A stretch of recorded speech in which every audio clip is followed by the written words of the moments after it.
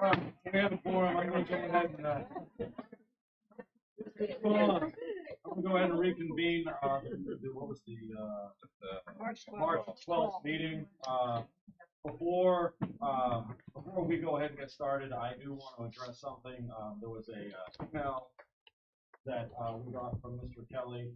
The Board of Supervisors got from Mr. Kelly in regards to some of the decisions that were made by the Board of Supervisors. First of all, the school board, the decision to only have 2 board members in was my decision. So if you're upset with anyone, you can be upset with me. I told Mr. Kelly, I also told the superintendent why I made that decision.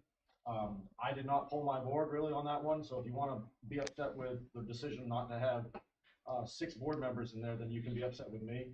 I thought I gave rational reasons of why that was. That was no slight to the other 4 board members. So if you take it personally, there was a rhyme and reason to that. And the other thing, there are certain demands in that letter that were made. We demand a response by this board is responsible to the citizens of the county. We are not responsible to whether you like a decision or don't like a decision. This board is responsible only to the citizens of the county. And with that being said, there was a word in there that was disturbing to many members on my board, and it was co-equal boards. We're not co-equal boards, and I know for some of you that may be offensive, and here's why. We don't do school policy. I don't set rules on school policy. We're not co-equal, okay? I don't tell Sheriff Mosier how to run the law, okay? And we have the financial purse of this county. So being that we have the financial purse of this county, when something from the schools wants to come to us, we're the ones who have the say, so we are not co-equal in that sense.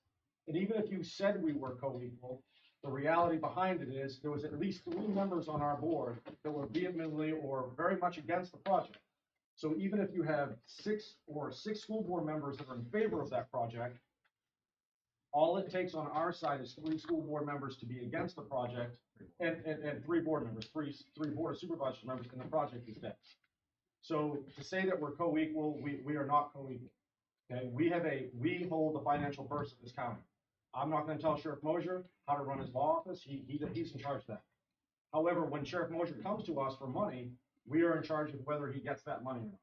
And I felt like I had to address that because we want to talk about the boards having a good relationship, and I'm all for that. I'm all for the boards having a good relationship. But I personally don't think that this letter was the wisest decision to be sent to us. So I will leave it at that. Thank you, Mr. Clark. So yeah, I'll go ahead and, well, by the way, I'll Appreciate the comments, Mr. Black. We have time for that at our next meeting. I know that we are really pressed for time tonight because we only got an hour before you guys have your meeting, and we can discuss that issue at another time. I will call the school board meeting to order. Dr. Rollins Fells is here, Dr. Hubbard is here, Ms. Sears is here, Mr. Taylor, and myself, and we have a quorum. Pardon me? Oh, yes. Is there a motion to approve the agenda? So moved. Is there a second? Second. Motion has been made and seconded. Any discussion? Hearing none. All in favor of approval of the agenda, say aye. Aye. I vote aye. Motion passes. Call to order for the CMS HVAC project energy performance contract. Ms. Stevens, if you would not mind introducing the people you have been working so diligently with the last couple of weeks. Certainly, we're a little bit longer than a couple of weeks. Good evening. I want to introduce McClure and Company, Mr. Mark Gallick, and he will introduce his team that he has with him. McClure Company has been the one that has been selected to perform the investment grade audit for the energy performance contract. The main objective of that was looking at CMS HVAC replacement. In addition to being able to get the savings into the project, they have looked throughout the school division for other energy saving areas in order to be able to have that savings meet the ESCO requirements.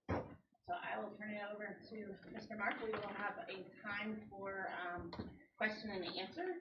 And after or during his presentation, I see he's broken it up with questions and answers through the options. There are 3 options in it.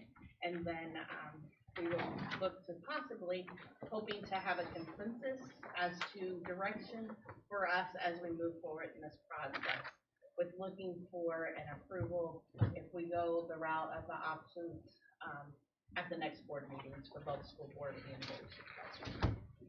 Wonderful, thank you. So again, my name is Mark Alec. I'm with the Door Company, and I want to thank you for having us here tonight. We appreciate it. Understand you have a time limit, so I'm going to go through the slides relatively quickly. I did put breaks in for questions. I handed out sticky notes so you can make notes. I'll answer those questions in those breaks. I got a couple gentlemen with me that are experts in what we've done here so far, so they'll certainly help chime in and answer those questions for you. So just since you're probably unaware of who we are, I have one slide on us. We don't like to talk about us much. We like to talk about what you have going on. But we are a NIASCO certified company. So NIASCO is kind of the governing board for this type of work across the United States. Yep. It is a rigorous certification that we have to go through to be registered with NIASCO. They actually follow up with customers, make sure we've done what we said we were going to do, and provided them with the project that we promised. McClure Company has pretty big engineering horsepower behind them, so you can see some of the statistics of the folks we have in the office. We've been in business since 1953, so we've been around a long time. We've built a strong customer base, and we live and die by our reputation. So currently, we do approximately $160 million worth of this type of work every year. So we've gotten very good at what we do. We have a long history of construction, and your core need at the middle school is exactly what we're often called to work on. So the timeline and how we got to where we were, it is many weeks actually. We started this process in September. We were actually selected off the BOE in January. And since January, we've been doing what we call the investment grade audit. And the investment grade audit is a deep dive into all the things we were asked to look at doing, coupling them with items that will save energy in the school to provide a project that not only addresses a capital need, but also has a utility reduction to help pay for that capital need. So we are here today to talk to both joint boards, which we appreciate your time. The hope is that you like what you see. And on the 8th and 9th of April, this project will get approved. There is some constraints around the timeline for construction with some of the federal money that's involved in it. The hope is that we'll be doing some work this summer, returning the following summer for some of the longer lead items to finish out the project. So I told you there's 2 gentlemen here with me that kind of are the experts on these projects. That top ugly mug there is me. I'm really just the cheerleader for these guys because they really do all the hard work. Chris Stoltz does all of the development work, so he works with all our partners, our subcontractors that will be a part of the project. He coordinates all that. He's also responsible for all the solar and all of the energy savings calculations that go into our projects. So he's here to answer any questions along those lines. And with him is Doug Boswell. Doug is our mechanical engineer. So he did a lot of the design on some of the constructability issues that we had in the middle school, as well as some of the things we looked at the high school. We've assigned a construction team because at the heart of things, this legislation is meant to be design built. So when we develop our projects, we include our construction team to help us with constructability, to make sure that we're providing an efficient project should you decide to proceed with this project. So we have Dave McNally and Dennis Paul. Those are the folks that are going to be here throughout the construction. They're going to be the day-to-day contacts for the school as we go through the project. But behind them, there's a whole team of people. So this is McClure. This is kind of a high level. We actually, during the summer months, we have about 600 employees. But this is our engineering team that we have. So the process we follow is pretty simple, and it's actually a good process. Step 1 is what we call the scoping audit, ending at the back of the envelope. So that's where we do high-level budgeting, high-level ideas on scope of work and what you're trying to accomplish. From there, we go into the investment grade audit. The investment grade audit ends with a final project with final pricing, final savings guarantee. And that's where we essentially are right now, is the final section of the project for you to review and again, hopefully execute a project. Once we go from there to step 3, the final design, that's when we really, our heritage kind of shows. That's the construction piece of these projects. And as I said, we've been around for 71 years now doing construction projects. So we like to think we're pretty good at it. We have really good references, and word of mouth is usually how we get work. And then post-projects, particularly on these types of projects, is one of the highlights to this legislation, is the installation, or I'm sorry, the conditioning and the training of your maintenance department, so that they know why we did what we did, how we generated the savings, so that they can continue those savings going forward. So now about you. So your 5 buildings, first thing we do when we get into a project is we collect utility bills, and we convert all of those utility bills into a common engineering unit. So we're able to benchmark all the buildings, and we're able to determine some buildings that might be heavy energy users. What that is this third bullet. That is the BTUs per square foot per year. Your utility usage is pretty good. It's fairly low. There's room for improvement, but you're doing a good job so far. One thing I will point out is your cost per square foot, a little higher than what we're used to seeing. That's largely because of some of the rates you pay for some of your utilities. So we looked at a lot of different things in the school. What's the core issue was the middle school and the HVAC at that building. We also looked at the high school because we heard there were some humidity issues in the high school, so we looked at addressing that as well. We looked at lighting upgrades. That's where we start getting into the energy savings opportunities that you have in the school. So the one that 99% of the time we go to is lighting, going to LED fixtures. We looked at building envelope, which is essentially sealing up the integrity of the skin of the building. So you're getting air in through the HVAC system the way you want it. And lastly, we looked at a solar power purchase agreement for the school. We came up with 3 programs. We're going to talk through these programs, and this is where we're going to take a break in between each program. So the very first program was kind of the one end of the one bookend, and that focused solely on the middle school, applying the best opportunity for savings, which is the solar PPA, to help pay down the capital cost. The second option is where we took the HVAC in the middle school. We applied some of the energy savings items like lighting and building envelope to get you your best life cycle cost for a construction project. And then option 3 is kind of the other end of the spectrum. That's where we're taking care of the middle school. We're taking care of the energy savings items. We're also addressing the humidity problem at the high school. Okay.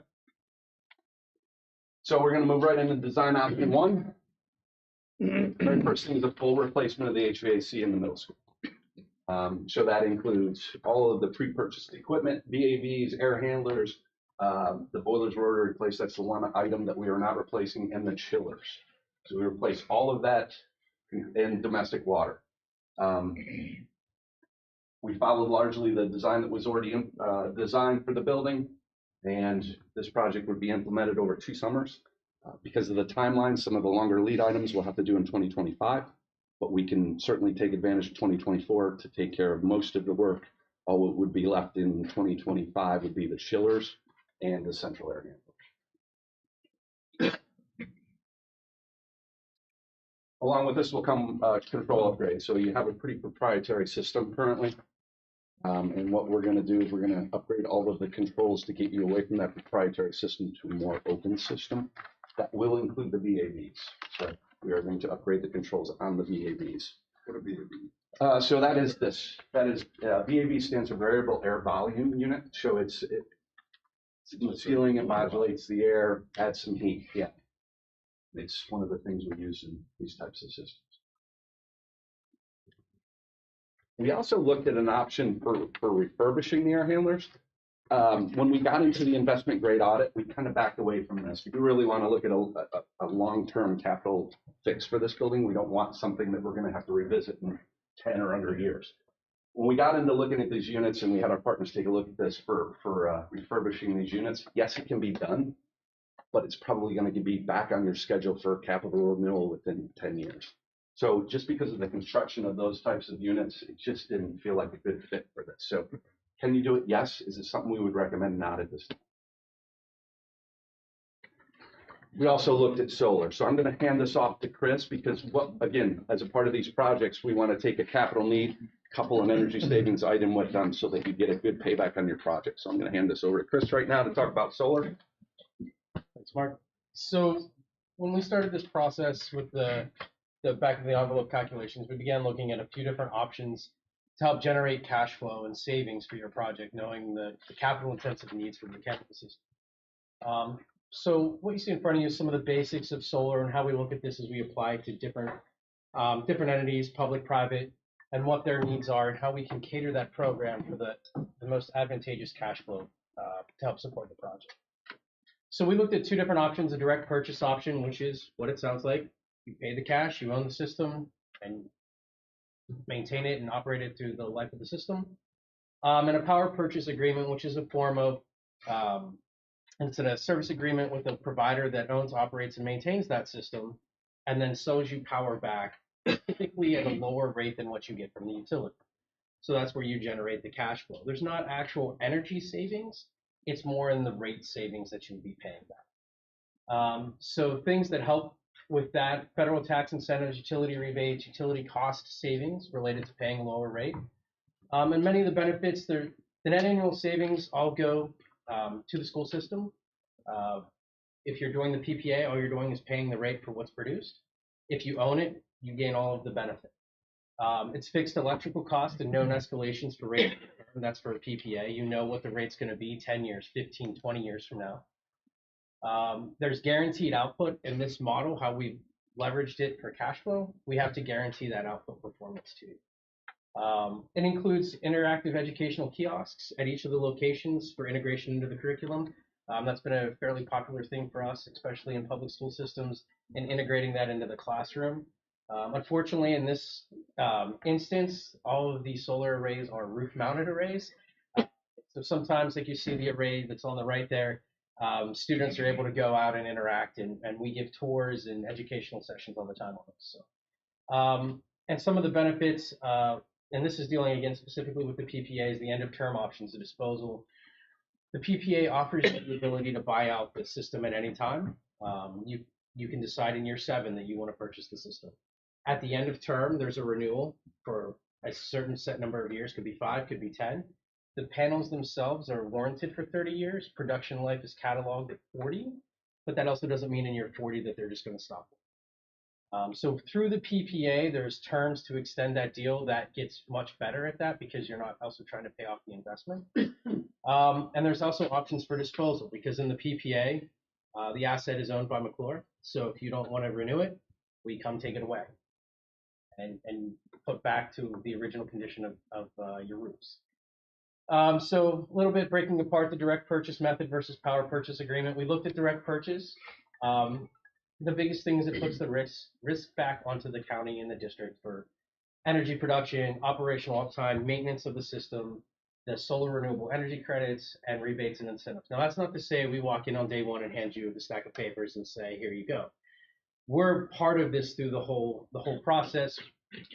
We can recommend maintenance, different intervals. We can help you take care of the solar renewable energy credits, the rebates, the incentives, but it ultimately becomes the responsibility of the owner. So what we had talked about as we've gone through this process is the mitigating that risk and looking at more of a power purchase agreement method where that risk becomes the provider. So that would be McClure's risk. We're responsible for the uptime, the energy production, meeting that guarantee year in, year out for what we have promised you as a delivery. We handle all of the solar renewable energy credits, rebates, incentives, and other benefits. One that we're able to take advantage of if we own the system that plays a pretty big part is depreciation. So we play into that, and that actually buys down the rate that you're paying. So if you were just buying it from us with none of those benefits, you probably wouldn't see much of a difference in your utility rate. But because of all of these rebates and incentives that we're able to leverage, it drops that rate significantly lower than what you're paying. Specifically to the buildings we looked at, the first was the Lewis and Clark Elementary School. Baseline usage as it stands now is about 1.5 million kilowatt hours. The existing roofing system's a metal roofing system, so that requires minimal maintenance for installations. It's checking for structural integrity. It's all part of our engineering process to go through and look at that as we're going to put the racking on there. It actually has an ideal slope for the solar array to be on it. It's about 15 degrees.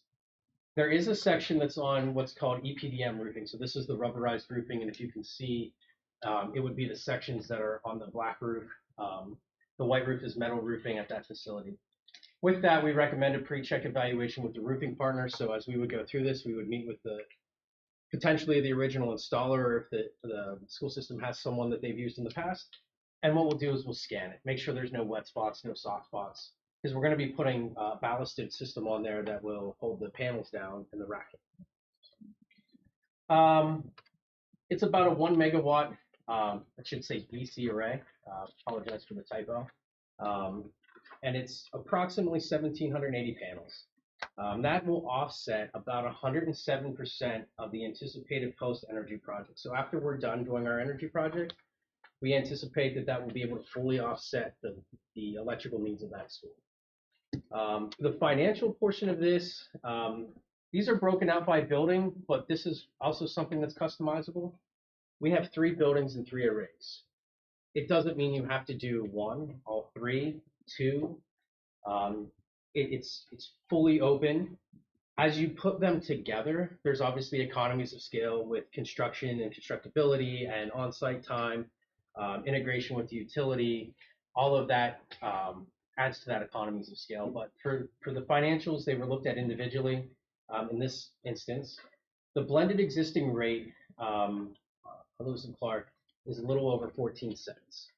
The proposed PPA rate is about 10.76 cents. We're still meeting. We just got off on the way down. We're talking with the net metering service for the state. We're still working with the local utility. That could fluctuate slightly, but that's a pretty good representation of where you're going to be. The benefits, obviously, the energy cost savings, the known electric utility rate and escalation over time for the PPA term, and it provides system resiliency for the operation of the building since you'll be producing power right there on site. The next building is the middle school. Baseline usage about 1.2 million kilowatt hours. Similar metal roofing system, similar solution, roof mounted array. The roof not quite as advantageous here. Only able to do about 600 kilowatts, again, DC array. It offsets about 65% post-project. So this is also, as you would know, close to the high school, which is the next building we'll talk about. One of the big questions that were in discussions with the local utility and with the net metering group is there's some language that we've seen that allows for what's called virtual metering, where the overproduction from one building could be used to offset another. So you have, I'll just jump ahead to the high school. I'll talk in detail a little bit about it, but you can see there's some extra roof space where there is the opportunity to install additional solar panels. When we run the model using that additional roof space, it can actually boost that 65% at the middle school to close to 95%. So if that is something that the utility will allow, we could put enough panels on the roof at the high school that the high school and middle school would be fully offset, 99%. And that at Lewis and Clark, you would also have 50%. Specifically to the high school, this is a different roofing system. It's a flat roofing system, a little over 75% replaced in 2016 under warranty. Again, requires minimal checks with the warranty holder in this case. So that is actually most of the lighter shaded, not the white, but like the cream colored roof. The remaining part of the system, the limited white roofing system, again, if we're going to have someone on site checking one, we're going to have them check the other. But it's scanned to make sure it's wet, the system is still there, functioning. We're not going to ruin any warranties. All of these systems are called ballasted roof systems, so there's no penetration through the existing roof. They get set down on the roof and have ballasted weight on them. This is a 1.6 megawatt DC array. This is about the max size allowable for non-residential solar. However, again, another conversation we're having is school districts and public education throughout the state seem to have an exception where they can go to 3 megawatts. So we've looked into that. Again, one of the reasons we've cut the size down and removed the overproduction savings as well. Post-project, this could offset about 104, 105% of the existing building usage. And again, the virtual meter with the middle school. And back to Mark, talk about the finance. So this first program, which is, again, is the HVAC program, HVAC upgrade as well as the PPA agreement, would total $8,281,000 with a bond cost of $57,000. We would generate off of that, largely the solar piece of that, about $3.68 million worth of savings over the 20 years. So it would give you an actual project cost or life cycle cost of $4.6 million for this type of for this project. So this is where I wanted to pause and just answer any questions on that first program or on any of the scopes that you just heard. That was a lot of information. The next couple are a little shorter and a little more condensed. So, bye. Any questions? Yeah, but it's about the political agreement. We're good? Yes, sir. Why was the high school BTU load number so low compared to schools that were built? I mean, Lewis Clark was built in 2007. I mean, it should have been a whole lot better efficiency wise than the high school built in 1975. 76, 75. Wow, yeah, and open 77. Yeah. The design would have been, you know. To give you an exact reason for that school, I don't know that we. It was significantly, I Yeah. don't know where that slide was. It's about 10,000 units less. Yeah. So as you start to go up in square footage, that number skews because if you have a central plant system, you're gaining again, I use the term economies of scale. You'll have one central system that's providing the heat to the building. So it could be low for various reasons, dealing with control operation. It could have gone out of alignment with some control operations or outdoor air compliance. So the original code for outdoor air in 1975, significantly different than in 2020. And maintaining that existing operation over, the last 60 years could allow for some variations. All of your buildings are at the low end of what we would expect. Part of the scope that we're going to talk about too, dealing with the high school, has to deal with some outside air units and looking at some humidity control issues. So the way that system was originally designed, that outside air is the biggest impact to the HVAC system. So not bringing in that amount that you would in the newer buildings is going to significantly impact your set rating, right? Yeah, in high schools, just from a square footage perspective, high schools and larger buildings like that, because they have gyms, auditoriums, that square footage kind of skews the. I was wondering, some of it's the two-story usage. too, so maybe there was some savings there. Yeah, somewhere. that's the tricky part comparing I was elementary expecting being older to be worse than it was. Sometimes older's Yeah. Yeah. That's Older the is other better. thing. Yeah, depending on the age, it's not necessarily just an age thing. It's more of the commissioning of the buildings that were originally done. So, yeah. I'm good. And Mr. Conwell mentioned too, when he brought our computer up, that it's also with part of the renovation that Yeah. took place is also assisting with that and energy efficiency. Yeah, much of the high school equipment's from 2015 actually. If the solar causes a leak, who's responsible? causes a leak in your roof. Mhm. We have to work with your roofer. You call us, we call them, and that's for us to figure out. You're not responsible.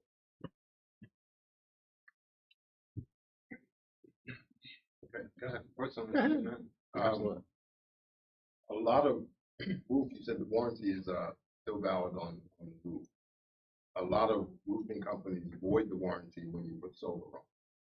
You're saying you're not going to penetrate the roof, so that should be okay. Correct. What we've found is we haven't talked to your specific roofer yet. Okay. But what we typically find is when we're not penetrating the roof for what's called a fixed connection with the structure, it typically doesn't void warranties, and plus doing these pre-inspection checks brings them on board, gets them comfortable with what we're doing, so they understand what to expect our system to do.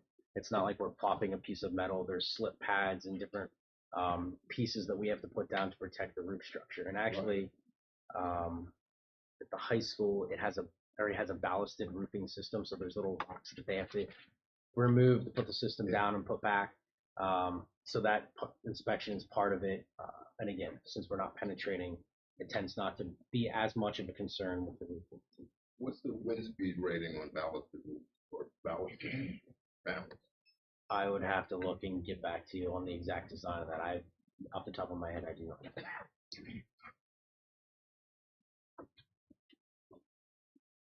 And who maintains the output of the panels? Because it doesn't just happen. That's actually got to be maintained over time. So you all are responsible for that? That is correct. And the PPA model, yes. Yeah. We guarantee that production.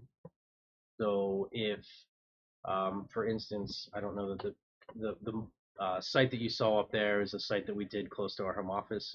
It's the largest public school solar installation in the state of Pennsylvania. They lost an inverter, which caused a chain reaction to lose multiple inverters. We went out and replaced them. It was of course, it's Friday night. By Monday, power was back flowing. But we got the alarm. We went back and fixed it and kept it moving because we have a production guarantee that we have to meet. So if you guys own the panels, I don't see how it drops our rate. Give us, I think they're gonna quote us a rate of 10 cents instead of 14. Correct. Yeah, but that's only good for, I mean, our rates changing fairly regularly right now. Right. We get the notifications from Dominion all the time. I think they're gonna guarantee a fixed rate for 20 years. It has a fixed escalation, which is less than the traditional. If you zoom out over the course of time of the escalation rates of public utilities, it ranges between high 2s and mid 3s. So there's always years where it's up and down, but over time and over the life of what you would expect these to produce, it averages out to just about 3%. So we provide you the base rate and the fixed escalation on that, which I believe is like 2.25. I could get that to you as well. But you know what that rate's going to be for you see the rate schedule for the next 30 years. And in this case, all of these buildings are served from Rappahannock REC. Being an REC, they have some different, that's the other complication in working with utility. They have some different rules in how they look at and how they buy power because they're not producing it. They're buying it for their own smaller REC microgrid kind of, where they can send that power out. So there's some interesting financial mechanisms that go with that in banking, overproduction, and different things. But their rate is consistently the same. They change it. I want to say I remember them saying like maybe once or twice a year they can make that change. But that's what we're working through right now with the utility. In your Midland example, you mentioned from a maintenance management perspective, you mentioned that you identified a problem and you went out to fix it. Would we have something local that's monitoring and maintaining so we would see an issue, we would not be pretty much blind? Yes, that informational kiosk is actually, it serves more purpose for us.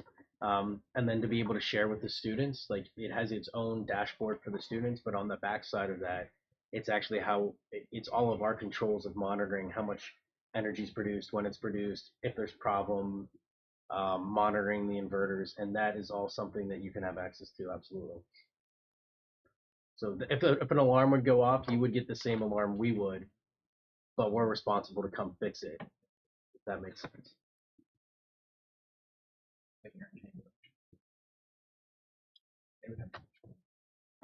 We do. But if you have, like, I mean, just as I was asking, if you have a storm or something, we have a major common person, hurricane, or, major thunderstorm, hail, and these solar arrays are damaged, are you guys responsible for it? Yeah. He was right. There is an insurance policy. Typically, if they're on the ground, they're surrounded by a security fence you don't want anybody in there unless they're in there for a tour, showing them the equipment, but, it becomes a insurable asset that we are responsible for. We don't want anybody on the roof either, I'll just put that out. Yeah, yeah. I mean, anytime you put somebody on the roof, you take the chance of damaging or starting a leak. Those vibrating in the wind still stand the chance of that taking place. There's always the opportunity. In doing these roof mounted systems, in the roofing company, we've worked with major roofing companies, local roofers that use major roofing companies to back them. The solution for putting them on with the slip pads and the ballasting has not been an issue. And again, if there's a leak, you're gonna call us and we're gonna get to the bottom of the leak, whether it's us working with your roofing company just to get them to know, or us taking care of it because it was something that was caused by the system.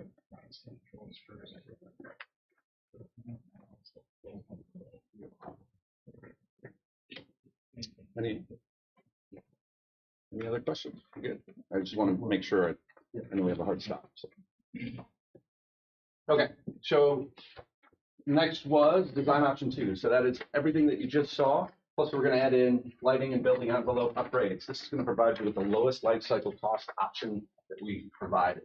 So on top of the HVAC upgrade and the solar PPA, we also looked at retrofitting all of your fixtures to LED technologies in the school system. We also looked at building envelope. So again, like I said, the skin of the building, we want to make sure that that's sealed up and the integrity of that skin is strong so that all the air that's coming into your building is coming in through the HVAC system. Any air that gets into your building that is not conditioned puts an excess load on the HVAC system, which increases your utility budget. So we're going to go through and seal up any openings that we saw and could find in your buildings to make sure that the integrity of that skin is good. So that was the difference between those two projects. So you'll see that the price did go up to $9.3 million, buying cost of $63,000. However, our 20-year guarantee is almost $7 million, giving you a actual project cost or life cycle cost of almost $2.5 million. Any questions on those items that we added and why we added them? Question on your door system. Yes. You've got children going in and out. Mhm. How heavy and tight are these doors? The operation would be the same as they are today. Okay. All it is some weather stripping that keeps that air from the draft from coming in the door. There's a code requirement on full, so you can't make them split. As part of this too, if there's any, one of the added benefits of having to do that work, they test them, the doors.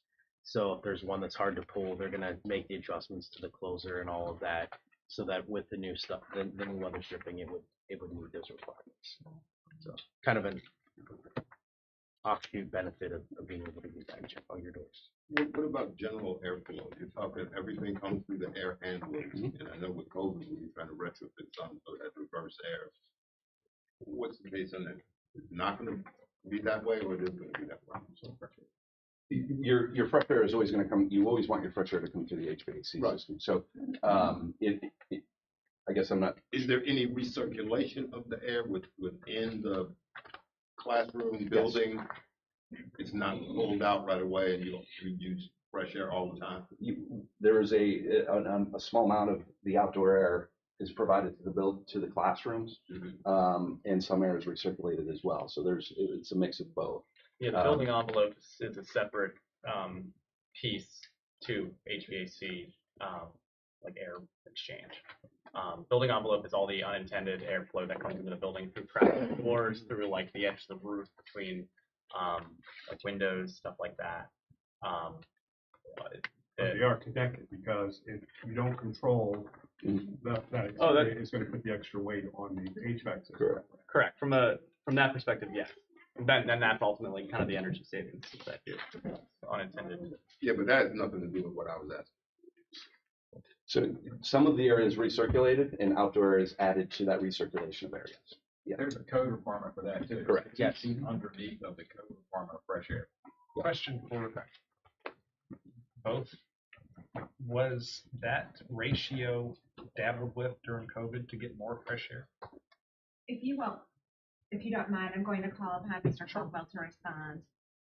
I know there were some adjustments made to bring in more fresh air during COVID at the, request from CDC and from Harvard University through their studies. Those have since gone back to normal because you have that added cost of bringing in 100% air trying to drop that temperature to 68, 70 degrees. Right. I just didn't know if we did it, and then did we undo it? Yes. Yeah, that's what I was thinking. Yeah. We did it. Mr. Kelly, same with government buildings? Or was there much adjustment? And That's more of a Joey question. I don't remember making a lot of adjustments to air. We put, as soon as we could, we put plasma air scrubbers in all of our units in every building, almost right away with that initial COVID. That was a technology we used quite a bit as well.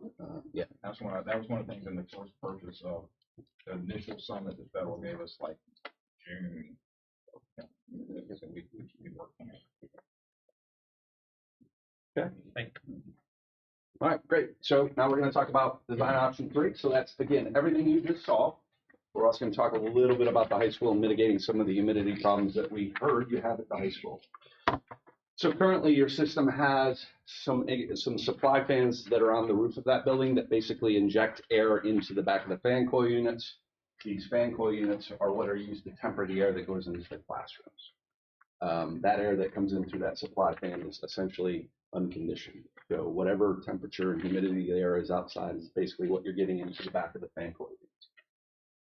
So we looked at that and realized what was going on there. So we actually proposed removing those supply fans and putting what are called energy recovery ventilators, or ERVs, in their place. So what they do is they take exhaust air that you need to remove from the building, precondition the outdoor air that you need to put back into the building, and things like humidity, reduce humidity, and use those to provide the outdoor air to those fan coil units. The other thing that these ERVs have is they actually have cooling capacity. So in the HVAC world, the way we dehumidify air is we cool it down to below dew point, wring that moisture out, and then reheat it back up. So this is a way that we would be able to do that. We would actually be able to actively control for humidity out of these ERVs. So to kind of give you an idea of the scope of how much of this building is affected by this, all of the colors outside of this yellow color would get ERVs serving them. So you can see there would be 8 ERVs, including including the second floor. So all these different colors would be served by a different ERV. So basically, the design, they were bringing unconditioned fresh air and dumping it on the supply side, and then it was going in a VAV box, which only could reheat it, could never bring any humidity out of it, because our fresh air has to go over the coil of the cooling or pull the humidity out of that fresh air before it's dumped back in the building. So in the summertime, we're just pumping in 100%. Yeah, you're pumping in 90% anytime it's 80% humidity outside, you're dumping it right in the system with no way to get it out of that until it goes through the building. until it sucks back through the building. So but in the classroom, it's automatically dumping humid air in. I will say, so it's going, for most of the space, it's going to the backs of the fan coils. Yeah. That's how it's intended here. It's supposed to mix with the return air of the space. The tricky part with that is you kind of see just how many zones are in this building. There's hundreds of fan coils, and you have large central outdoor intakes that are serving 10 to 12 of these. So the fan coil cycle, the outdoor air doesn't. So you have times where just the outdoor air just then, there's the fans off and it's just kind of bleeding into the room. So what did we replace in the renovation of the high school? HVAC wise? We put new boilers In the 2015 Right. project, it was pretty comprehensive for the whole building. So all the fan coils, all the blower coils, so like the smaller units were replaced with this system. Anything that's all from 2015. So it didn't their solve central any of systems those as well. problems? No. Unfortunately, that system of just so like the areas in yellow right there, those are all more single zone units. So you have like a larger rooftop unit that has one central air coming to just that unit. So it can cycle off there's a damper that can close off the outdoor air when the unit's off. Because we replaced, I mean, the front of that building is all new, Yeah. but it's still colored. You're talking about the area that's like This dashed is a there. VAV, this That's is a V- actually, yeah. yeah, there's no It's scope in actually that there. area. That area is also not conditioned. He's talking the blue, the pink, or the purple. Correct, these, yes. Anything that's the yellow areas are all single zone units, and then the yellow area that's dashed is the VAV system, which also has a different outdoor air Arrangement. Yeah, so it does not have the same issues, as far as we understand. Yeah, the tricky part is when you have all Understand these, or looked at. I mean, when we were physically in the space, you can notice it in the interior classrooms versus when you're in that front office area. It just feels more comfortable. It's noticeably different. In like the humidity.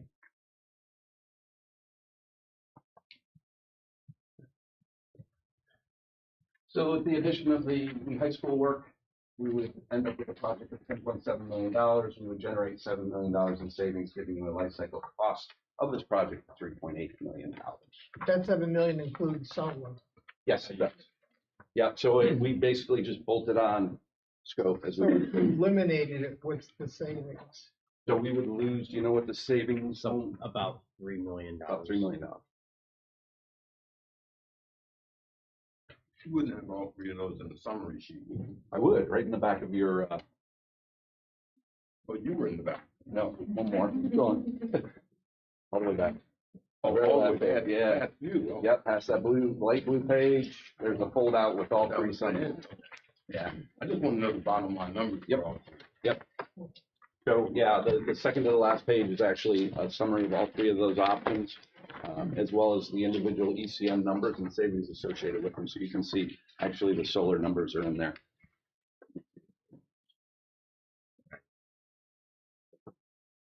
Any questions on option or design option 3? The basic question, if I Absolutely. may, which is not really you. I guess it's Mr. Kelly for the school board. Yeah. You have a energy performance agreement now? So? I don't think so, yeah. And that energy performance agreement, I think you told us last time or time before last that you weren't saving much money. I'm looking at the M&B report right now. They're guaranteeing this, year 4, they guaranteed 99,680. Their M&B, the total cost of Williams is 106,400. So we received above the guarantee. However, looking at our utility bills, we're kind of remaining, the same, so. Rates are going up, so it's. The rates are going up, we're kind of remaining the same this year.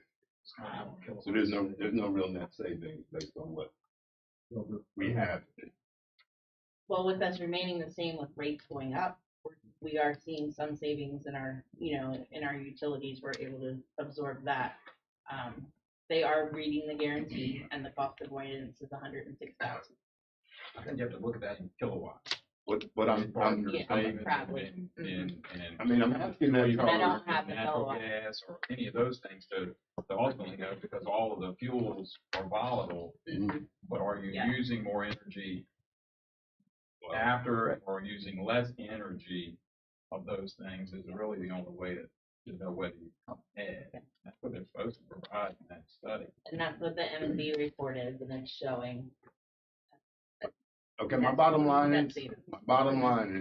if that particular project wasn't saving us money, what guarantee do I have that this project is with? It is saving the money, Because if you and it was a much smaller If you project. know that the project, and you still need inefficient lights, combine that with the rates going up, they would be spending, what you're doing is putting more efficient lights in. So what Mr. Cully said, as far as you have to look at the estimates, and there's no way to. Is there a kilowatt number you have to say that this is what we're doing? We can pull kilowatts, but according to the M&B report that we received, we are meeting the guaranteed savings. The guaranteed savings for that project was 99,000, and we received 104 of cost of labor. to get a little bit more than 5% over what you were expecting. And that's really, I just want a baseline, because you said before, it wasn't that much of a saving. Because it's a small little project, so we're not, That you was know, just the middle school. it was limited items at the middle school. Okay. It was lighting, it was converting to natural gas. The boilers, I believe, was in that. Boilers, yeah. And some kitchen equipment. It's very limited stuff. So my bottom line is, what guarantees do you guys have that there's gonna be the energy savings that you put out here? You're gonna give me a check for 7 million if I go with the last one? If we miss the savings guarantee, if our M&V report does not show the savings we guarantee, yes. In that example, if you said it was 99 and we were at 95, we either have to come and do something that's gonna get you that other. I don't care about that. I'm using that. I care about the 10 million and Yeah. 7 million. Yeah, we You're either gonna have give to me make 7 it, million back. if we That's miss why it, I don't really care about her whole project. You visit every year over the. we either owe you a check for the difference, or we come back and do work on our dime to make that guarantee meet the guarantee. Correct. Part of this And savings is just so there. people will understand, you've been saying PPA, public-private agreement, Power purchase agreement. power purchase agreement, okay.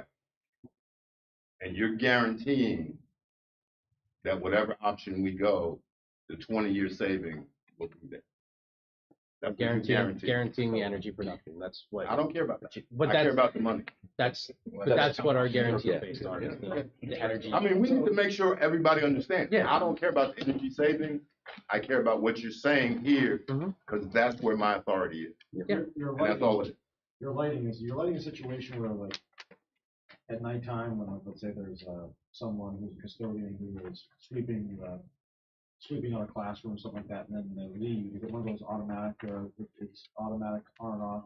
Because our classrooms, like, the classrooms now are like, at most of your schools, like, you talk, you're like, hey, I go into my classroom, it automatically turns on, and then after, when I'm out of my classroom, it automatically shuts off.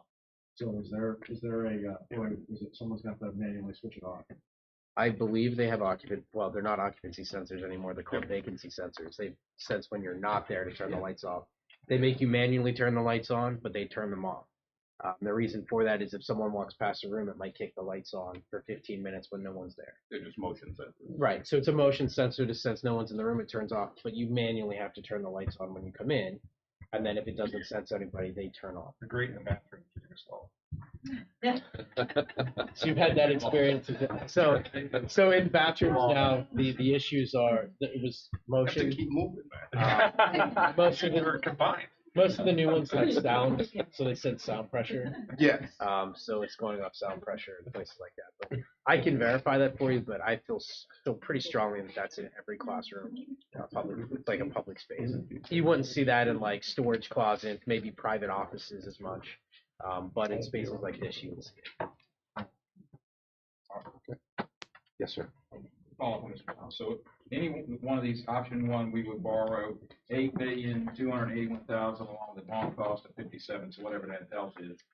Option two is 9,063, and the option, last one, 10,071 in bond. So then we would have that service on that for 20 years. What I would need on the county side, otherwise, there's no benefit to the county side of this equation. Because if all the savings is in the school side, then that's buried in their operational budget. I don't have anything to pay those bonds, but whether I did it or not. I have to know, I'm writing a check tomorrow for $10 million. But that $10 million is gonna cost me $13 million Oh, yeah, whatever. over the 20-year loan. Right, but I need to know what a yearly savings is from the county side. This is not the schools, and they don't care about this, but the county would, because I would want to reduce their budget by that amount to put in the bond payment on the other side, or otherwise, it's no benefit on the county side. We might just borrow the money and pay the bond for 20 years. Do you understand? We do, and we can give you I would the need that performa. detail to show the Well, board the one thing this we is what need, our cost is. we need to know what each one of these borrowings actually cost over the 20-year lifetime. I can get Courtney to run that with just the Yeah, I mean, just that, three 'cause I- numbers. But I would need the savings too, so I would know how to pay for it. Absolutely. I do think it's important at this time to pause and remind the collective group of the funding that we do have available to us. so that when you are running those figures, you're able to include that. So I will ask for Marcia to review that for us so that we have that knowledge at the forefront. That's a good point, because we don't have to borrow that much. money. Correct. That's a So sizable we contribution. we certainly have a sizable contribution to it. We're running, and this information was in the, board packet. So we have at this time 6.166 million, that we have set aside, where some of that is not appropriated. So FY '23 carryover would require Board of Supervisors appropriation. And then also the proffers are in there of 1.377 million. That would also require Board of Supervisors appropriation. The rest of it is ESSER funding that we have that we will put into the project, as well as 1.86 million. That was school carryover that we had already previously appropriated. So if we have carryover at FY '24, those amounts, we can also put towards the project, or towards the payment, because hopefully we will be under construction this summer, and we won't have those figures at the time of being able to go under construction. And we can provide you with the yearly savings to do that. Great job. Would this be a good time to review some of the items I heard that were requested to make sure that there's an understanding of some of the follow-up items? Sure. Obviously, we just identified yearly savings would be beneficial for the financial aspect of the county. There was a question on wind speed on ballasted roofs. I think Mr. Seeley, may have been a question you posed, or maybe Mr. Thomas. Thank you. The fixed escalation rate, that is a tongue twister. The kilowatt report, which I think is something that schools can certainly pull and provide. And we are just going to verify either through Mickler or Mr. Caldwell that we do have vacancy sensor for classroom light systems in our building. I did not hear anything else, but please, if I've overlooked anything, let me know. That's your side. On our side, we need to know the actual total cost with debt service for each of these options. Sure, absolutely. And I think Right? that was something that. And that's something we're gonna do. Right. I just want to make sure you knew that we were Gonna gonna take a look at take our cash flow, what results in each project, Sure. and find out what that costs. So we definitely do that. So logistically, we all understand that a large portion of the funding is ESSER related. And so we know that by September 30, we need to be good stewards of those funds. And so we've worked diligently to have this assessment done. They've done it with great depth and breadth, and we want to proceed with making a decision. So that is something that is going to be reliant upon both boards coming to consensus on the approach. And I would love to invite the school board and the Board of Supervisors to plan accordingly and to have this item be on the April 8th agenda for the school board and the April 9th agenda for the Board of Supervisors, so that we could identify the selected option, and then we need to ultimately move forward with contractual negotiation. So there are other aspects that are hinging upon the identification of options. So we need to make this decision, you're saying April 9th. We would invite you to entertain that date so that we can move expeditiously through contract negotiations. We then need to get the work underway so that the millions of ESSER funds can then be But distributed. we need to make this decision by April 9th. Yes. At the end. If you want me to say yes or no, I will say yes. That's all I need to know. Postpone too far, they're gonna run into that and have to pay some of that federal money back that they haven't spent. Yeah, I just wanted to know if we had to make a decision, I was a yes or no, and I got a yes, so, okay. That gives us time, a little more time to study and for them to give back the information we'd asked for. May I ask a point of clarification, just as a superintendent lens? How would the board like to operate in relation to communication in the interim time? Should that communication be chair to chair? If you have additional questions for McClure, would you like to pass that to myself and Mr. Cully, and then we can work. I with think the Mr. clerk. Cully and you, Mr. I Cully don't is think the it needs to be appropriate boards. party. I think you'll No, get far more done with, Mr. Black and I really rarely see each other, so it would be best. It should be Mr. Cully. If anybody wants to And that's touch why I'm it up, asking, I want to use whatever process you both are in favor of. Yes. So, We agree Mr. that Cully Cully and would do I. Okay, that's not an issue, just wanted to be I have a clear. question. On one A is, I'm on this big. Yes.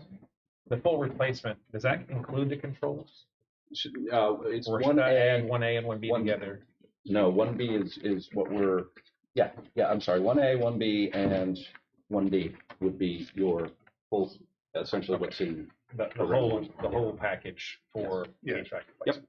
for just the middle school. Correct. And one C, that's, if we chose refurbishment, that's what it would be with the controls. So you'd add on the controls just like as you would for floors, correct?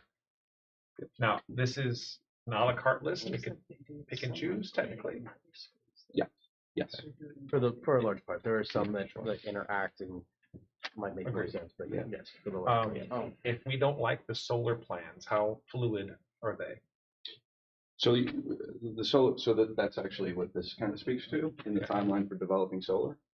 Solar is a lot longer development time. So from the time typically that you say, hey, we want to build a solar field to it actually being up and operational is about a year, give or take, right? So we don't totally know because when you Well, Ion Solar is knocking on everybody's door, they can have it on your roof in like. well, it's more the approval. It's the municipality approvals and all the different things that we might run into as a part of. They don't So really to have give you an approvals. example, we did solar at a school that was actually in the flight path of an airport. So we had to do an FAA glare study. And we've already been through that. So yeah, so and we did one along an interstate highway. So we had to do a How DOT. about for a neighborhood? Because this is on a roof. One of Correct. these is in a roof with houses on two sides. Yep. Yep. At eye level. Correct. And we've already started looking at those, what we have to do there. And one of these schools is in the flight path for APF. But we already went through that with the. Yeah. Can you tell us what type of solar panels you're gonna propose as part of this project? That was clear. As in, That wasn't. when you ask what type of manufacturer, Yeah.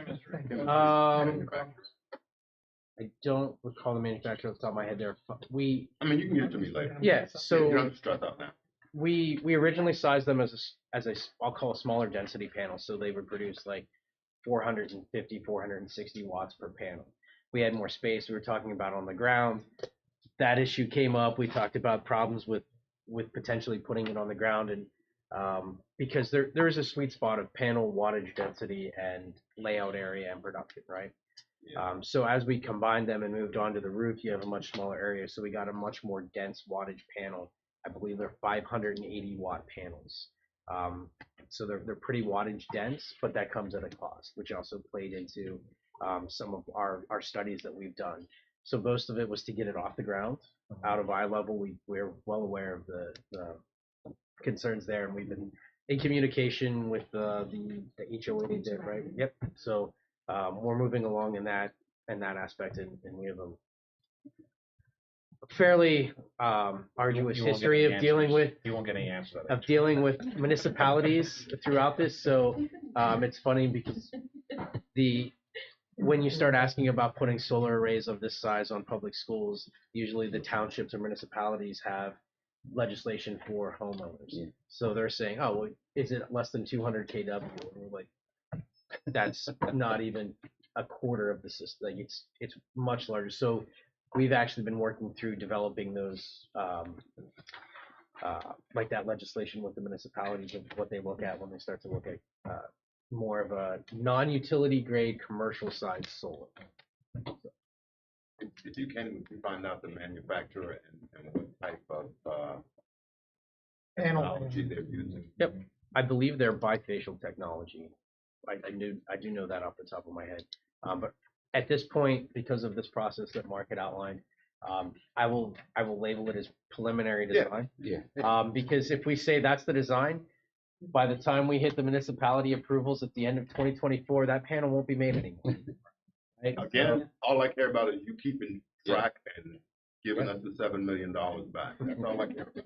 Yes, ma'am. Yeah, I have a question. So we're talking about panels, and are you gonna get the approval, or are you not gonna get the approval? As far as the contract goes, what happens if you hit a roadblock and you don't get the approval, and therefore we lose our savings and?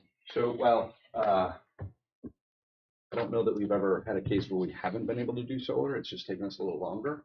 But these are parallel paths. So the actual energy savings contract that you need for particularly the ESSERs, you shouldn't have any issues between here and the start of construction timeline wise. This will be parallel. Like I said, I don't know of a case where we've ever not been able to do solar. It's just. You might have had to reconfigure with Yeah. your initial plan. For another building. We've reconfigured another, we've had an instance where we had to look at another building, another site. Those were all ground mounted though. So typically when you move it to the building, it becomes less of an issue. We haven't really had any like roof mounted, building mounted issues. Our issues have largely been putting solar in a 100-year floodway. It's where the school had We asked don't for it want to them on be. the ground. Yeah, so you're off of that anyway. Would you, I know the refurbishment is on here, and I know you are not recommending it. Would you go a little bit into the reason of not recommending? Yeah, so a couple reasons, and I'll let Doug fill in. But once we dug into the construction and the current condition of the units, originally when we did the preliminary look, we thought we could get 10-year warranty potentially out of them. It doesn't look to be the case. The construction of them is not as robust as we thought it was. The interior lining of these units is an insulation, not a metal housing. So along with, again, just the condition of coils and things like that, it was just determined that, yeah, you might be able to extend the life of these, but it's probably a sub 10-year proposition. Anything I missed? No, that's exactly right. And really the goal of it is just to like push the investment later. So, you know, if you said, hey, we want to concentrate on the terminal equipment and the classroom space, and you wanted to keep this, then this would have been and it's really a great option. Yeah. But